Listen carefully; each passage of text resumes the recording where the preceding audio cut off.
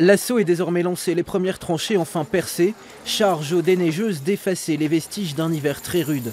Au Cormet de Roseland cette année, rouvrir la route du col est une bataille hors norme. Ça fait 17 ans que je suis là, j'ai jamais vu de quantité de neige comme cette année. On a eu de gros cumuls de neige. À chaque virage, les avalanches cisaillent et engloutissent la route. Donc tu me dis 2-3 jours à peu près? Ah, il faudra au minimum 2 jours. Ouais. Ouais, j'arrive pas à voir de l'autre côté, elle est longue de combien ta coulée là? Elle doit faire à peu près 150 mètres. 150 mètres? Celle-ci, la plus grosse, atteint 15 mètres de haut, un immeuble de 5 étages à dégager. Non seulement il y a la taille, mais il y a la multiplicité. Nous en trouvons partout sur la route, avec des dépôts qui sont vraiment très conséquents. Donc oui, nous sommes assez impressionnés.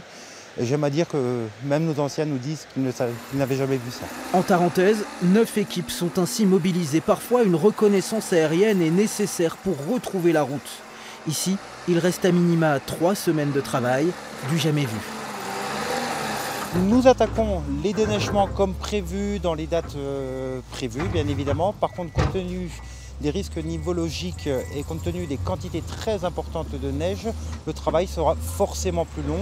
Car aux avalanches s'ajoutent les coulées de boue, les glissements de terrain avec leur chute de rochers. Celui-ci pèse 12 tonnes. Les agents doivent le dynamiter.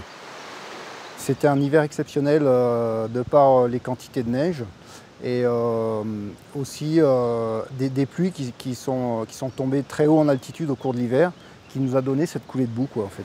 En Tarentaise, les 4 grands cols demeurent tous fermés et face à l'ampleur des chantiers, face au risque d'avalanche encore élevé, aucune date d'ouverture n'est annoncée.